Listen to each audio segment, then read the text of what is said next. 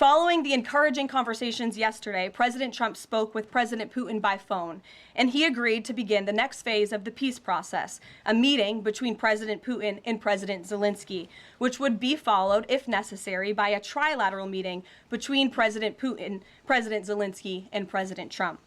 As the president said, Vice President Vance, Secretary Rubio, and Special Envoy Witkoff will continue to coordinate with Russia and Ukraine to make this happen as soon as possible. The White House and the other parties are reportedly considering Budapest in Hungary as the location for the bilateral meeting.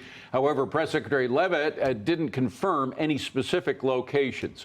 President Trump has seen a boost in his approval rating since meeting with Putin in Alaska. In at least one poll, he's up 4 points with voters to 54%. Todd Piro joins me now. Todd, if Ukraine and Russia reach a peace deal, it's clearly going to be another win. It was just a couple of days ago we were hearing about what a disaster Alaska was. Turned out there was a lot more going on than all the so-called experts saw. Well, that's the question. With whom is he going to get the win?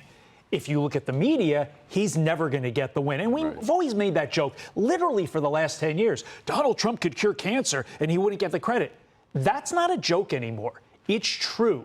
There is nothing at this point that he can do where he will get credit with the far left and the mainstream media. But the mainstream media is what kills me, because they were talking about Alaska as though what they saw on Friday was the last word. They had no idea that in the meantime, he was in contact with all the Europeans, brought them to this historic summit on Monday while he was flying back from where he was. I mean, the point is that there's so much, they make these judgments before all the evidence is in. Well, they don't present the facts as they should. They make these judgments, like you said. It's more important to look at what the American people think about what happened in Alaska and what happened in the White House on Monday, because it's ultimately the American people that vote. It's the American people that put Donald Trump into office. And you look at the polling, it has gone up since Donald Trump has made efforts to end this war. And by the way, the Euros themselves, again, the Europeans are not the American voters, far from it, but they were so complimentary towards Trump after they saw all the work and effort he'd put into a peace deal rather than just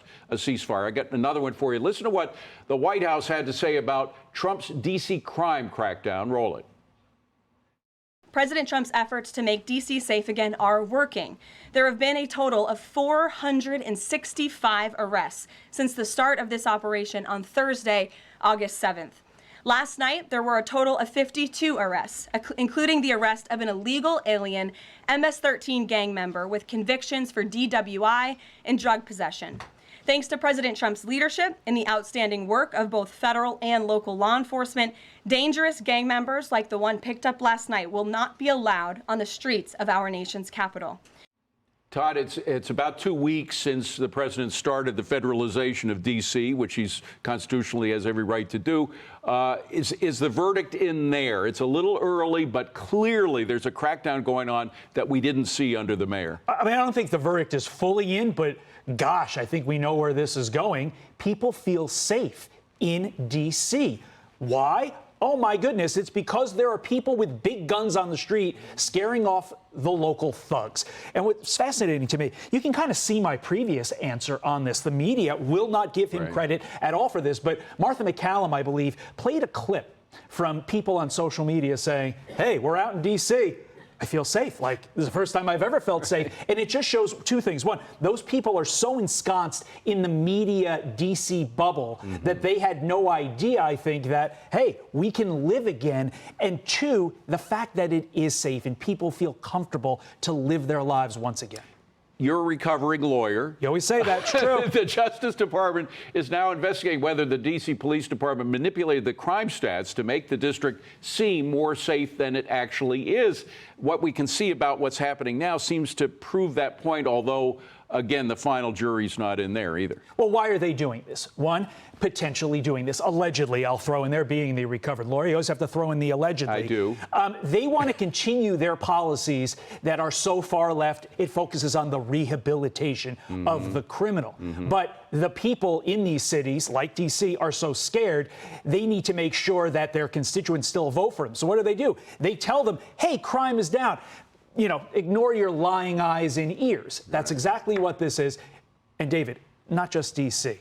believe that this happened in every single city LA, that showed Chicago. lower numbers, Yes. but the people are like, we don't feel Yes. any safer. That's Exactly. why what Donald Trump's doing with the National Guard's important.